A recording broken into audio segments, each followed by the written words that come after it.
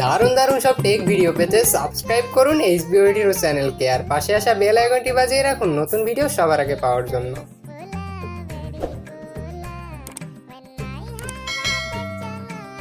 নমস্কার বন্ধুরা, সকলেই কেমন আছেন? আশা রাখি আপনারা সকলে অনেক ভালো আছেন এবং সুস্থ আছেন।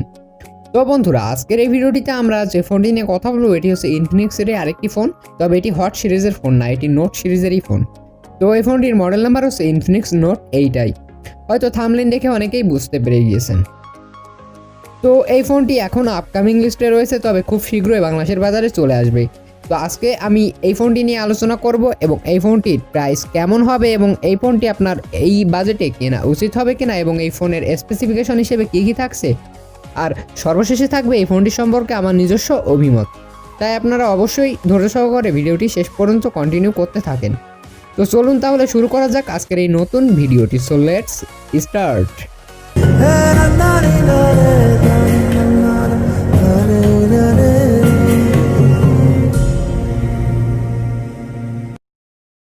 ওয়েলকাম ব্যাক গাইজ, ফিরে আসলাম একটি ইন্ট্রোর পরে।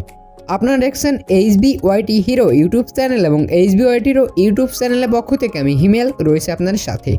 তো এবারে চলে যাচ্ছি সরাসরি ফোনটির সম্পর্কে বিস্তারিত আলোচনায়। তো বন্ধুরা, এই ফোনটিতে আপনি 6.78 ইঞ্চি একটি ডিসপ্লে পাচ্ছেন, যা বলা যেতে পারে মোটামুটি একটি বিগ ডিসপ্লে। আর ফুল HD প্লাস রেজলিউশন থাকছে 720x1600 পিক্সেল এবং বেশি কিছু হাইলাইটেড ফিচার রয়েছে, যেমন এখানে অক্টা করে সাপোর্ট পাবেন, 5200 মিলিঅ্যাম্পিয়ারের ব্যাটারি পাবেন, 6GB এবং 128GB র্যামের ভেরিয়েন্ট পাচ্ছেন, আর থাকছে কোয়াড ক্যামেরা, তাও আবার 48 মেগাপিক্সেল সেন্সরের। এবারে আলোচনা করি ফোনটির বডি ডাইমেনশন নিয়ে। এখানে ইউজ করা হয়েছে 171.4 গুণ 77.7 গুণ 8.9 মিলিমিটার বডি এবং এর বডি ম্যাটেরিয়ালে রয়েছে গ্লাস ফন্ট, প্লাস্টিক ব্যাক এবং প্লাস্টিক ফ্রেম। কালারে থাকবে গ্রে, ব্লু এবং গ্রিন তিনটি কালার এবং এর বডি ওয়েট হচ্ছে 205 গ্রাম।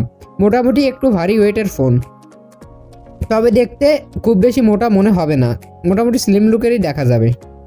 এবং এখানে আপনার থাকছে IPS LCD capacitive touch screen.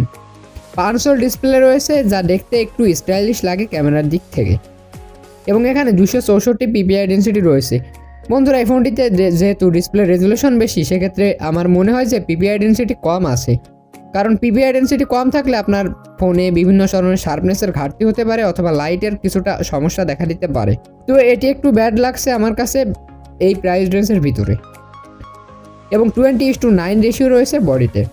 GPRS এবং EDG দুইটির সাপোর্ট আপনি পাচ্ছেন। অ্যান্ড্রয়েড ভার্সনে থাকছে অ্যান্ড্রয়েড 10 ভার্সন, আর থাকছে চিপসেটে মিডিয়াটেক হিলিও G80 প্রসেসর। বন্ধুরা, আমি প্রসেসরের দিক থেকে কিছু বলবো না, কারণ প্রসেসর যথেষ্ট পরিমাণে ভালো দেওয়া হয়েছে, অর্থাৎ গেমিংয়ের জন্য বেস্ট এবং নর্মাল ইউজেও খুবই ভালো হবে এই প্রসেসরটি। এবং এখানে CPU রয়েছে অক্টাকোর 2x2.0 GHz Cortex, আর GPU থাকবে Mali G52 MC2 এবং 64 বিট সাপোর্টেড। মেমোরি কার্ড নিয়ে যদি কথা বলি, যেখানে আপনি একটি ভেরিয়েন্টই পাচ্ছেন, সেটি হচ্ছে 6GB র্যামের ভেরিয়েন্ট। আর রম নিয়ে যদি কথা বলি, তো রমের দুইটি ভেরিয়েন্ট পাচ্ছেন, একটি হচ্ছে 64GB এবং আরেকটি হচ্ছে 128GB। এক্সটার্নাল মেমোরি কার্ড আপনি ইউজ করতে পারবেন 512GB পর্যন্ত। এবারে আলোচনা করে একটি হাইলাইটেড ফিচারের ক্যামেরা কোয়ালিটি নিয়ে। বন্ধুরা, ফোনটিতে ইউজ করা হয়েছে পেছনে কোয়াড ক্যামেরার সেটআপ, যার প্রাইমারি সেন্সর আপনি 48 মেগাপিক্সেল ওয়াইড অ্যাঙ্গেল পাচ্ছেন, যা আমি বলতে পারি বাজেট বিবেচনা করলে মোটামুটি ভালো একটি ক্যামেরা। এবং 2 megapixel macro sensor, 2 megapixel depth sensor এবং 2 মেগাপিক্সেল একটি ultra wide slow motion sensor রয়েছে। এখানে আপনি স্লো মোশনে ভিডিও রেকর্ডিং করতে পারবেন। এবং রেজুলেশন থাকছে 8000x6000 পিক্সেল, অর্থাৎ অনেক বেশি ক্যামেরা রেজুলেশন। এবং এখানে আপনি প্রায় সবগুলো ফিচার পেয়ে যাচ্ছেন, তো আমি কিছু জানিয়ে দিচ্ছি হালকা হালকা, যেমন digital zoom, auto flash, face detection, touch to focus, auto focus, panorama, triple dual tone flash, beauty mode সহ অনেক ফিচার। এবং ভিডিওতে আপনি 4K ভিডিও রেকর্ডিং করতে পারছেন। বন্ধুরা, এটি একটি বেস্ট ফিচার হবে বাজেট বিবেচনা করলে। এখানে আপনি ক্যামেরা কোয়ালিটির দিক থেকে একেবারে 10-এ 9 দিতে পারি এই ক্যামেরা, অর্থাৎ বাজেট বিবেচনা এটি একটি বেস্ট ক্যামেরা হতে যাচ্ছে। সেলফি ক্যামেরায় 8 মেগাপিক্সেল একটি সেলফি ক্যামেরা পাচ্ছেন। বন্ধুরা, আমার মনে হয় যে 8 মেগাপিক্সেলের বদলে যদি 13 মেগাপিক্সেল অথবা 16 মেগাপিক্সেল প্রোভাইড করা হতো আরও মনে হয় বেটার হতো, অর্থাৎ বাজেটে একেবারে চোখ বুজে কিনে নেওয়ার মতো হতো।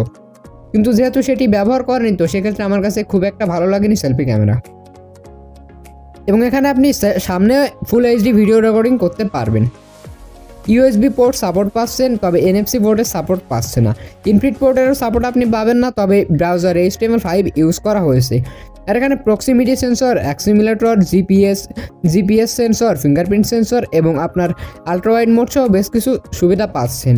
ফিঙ্গারপ্রিন্ট সেন্সর রয়েছে রেয়ার মাউন্টেড হিসাবে। ব্যাটারি ব্যাকআপে আপনি 5200 মিলিঅ্যাম্পিয়ার একটি ব্যাটারি পাচ্ছেন, যা আমি বলতে পারি যে মোটামুটি ভালো হবে বাজেটে, অর্থাৎ বেশ কিছুক্ষণ আপনি চালাতে পারবেন আপনার ফোনটি। এবং এখানে আপনি চার্জিংয়ে 18 ওয়াটের একটি ফাস্ট চার্জার পাচ্ছেন। এটি নিয়েও আমার কিছু বলার নেই, চার্জারও মোটামুটি ভালো। তো আমি এই ফোনটির স্পেসিফিকেশন তো জানিয়ে দিলাম, এবারে চেষ্টা করছি এই ফোনটি সম্পর্কে আমার নিজস্ব অভিমত জানানোর জন্য। বন্ধুরা, এই ফোনটি আসতে খুব বেশি দেরি নেই এবং ডিসপ্লে প্রোটেকশনে খুব বেশি ভালো কিছু দেওয়া হয়নি এবং আপনার ডিসপ্লেতে শার্পনেসেরও কিছুটা ঘাটতি পাচ্ছেন। তো সব মিলিয়ে যদি বলি, তো এই ফোনটির প্রাইস যদি 15 থেকে 16,000 টাকা রাখা হয়, তবে আমি বলতে পারি তাহলে এই ফোনটি আপনি কিনতে পারবেন। অর্থাৎ আপনি লক্ষ্য করুন যে আপনার ফোনটি যদি 15,000 থেকে 16,000 টাকা হয়ে থাকে তাহলে অবশ্যই কিনবেন। এবং আমি নেক্সট আরেকটি ভিডিওতে আমি জানিয়ে দেবো যে এই ফোনটি প্রাইস কত রাখা হয়েছে এবং কবে রিলিজ হচ্ছে বাংলাদেশের বাজারে। তো আজ এই পর্যন্তই, আশা রেখে আপনাদের সকলেরই ভিডিওটি ভালো লেগেছে এবং ভিডিওটি যদি ভালো লাগে তাহলে অবশ্যই একটি লাইক করে দিন আর কমেন্ট বক্সে আপনার নিজস্ব মতামত জানাতে ভুলবেন না। ফিরে আসবো নতুন কোনো ভিডিও নিয়ে। আশা করি আপনারা ততক্ষণ সকলে ভালো থাকবেন, সুস্থ থাকবেন এবং সকলের পরিবারের সুস্থতা কামনা করেই শেষ করছি আমাদের আজকের ভিডিওটি। ধন্যবাদ সকলকে।